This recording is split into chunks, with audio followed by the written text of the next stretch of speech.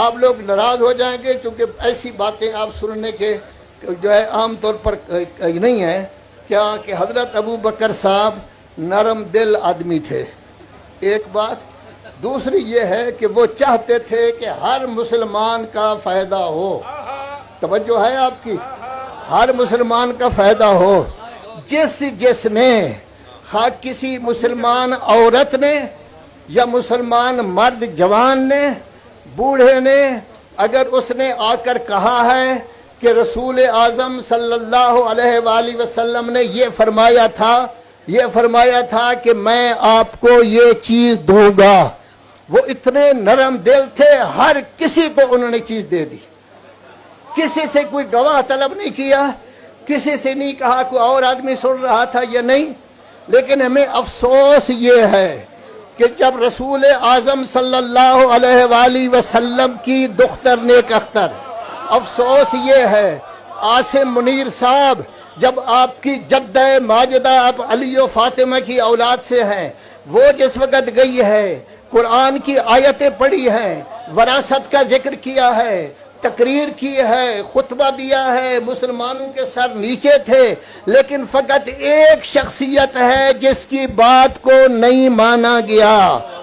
ہمیں دکھ اس بات کا ہے کہ رسول اعظم جس کی تعظیم کے لیے کھڑے ہوتے تھے، رسول اعظم جس کے ہاتھ چومتے تھے،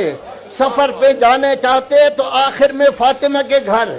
واپس آتے تو پہلے فاطمہ کے گھر،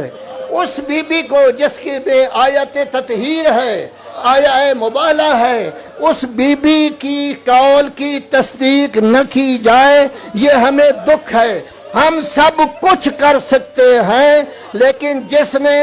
فاطمہ زہرا کی بات کو نہیں مانا، تصدیق نہیں کی، اس کی محبت دل میں ہم پیدا نہیں کر سکتے۔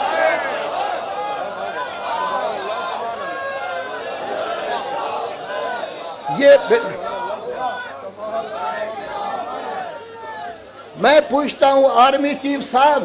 اس وقت آپ سب کچھ ہیں، نگران حکومت ہے، آپ قرآن کا ترجمہ جانتے ہیں، قرآن پڑھے ہوئے ہیں، آیہ ولایت دیکھیں، آیہ بلغ دیکھیں کہ اللہ کا رسول کیا چاہتا تھا، اللہ کیا چاہتا تھا، اور بعد میں ہوا کیا ہے میں تفصیل زیادہ ذکر نہیں کر سکتا، لیکن یہ ہے کہ حقائق جو بھی بیان کرے گا اس کے لیے عمر قید ہے۔ ذاکر بیان کرے گا کہ یہ حقیقت ہے، اس کے لیے عمر قید،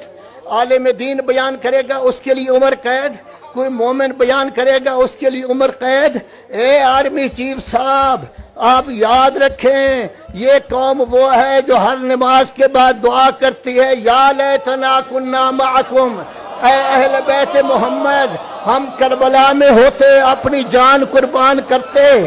اگر اہل بیت کی تعریف میں جان چلی جاتی ہے تو یہ خاندان اہل بیت کے ماننے والے اس کی پرواہ نہیں کریں گے۔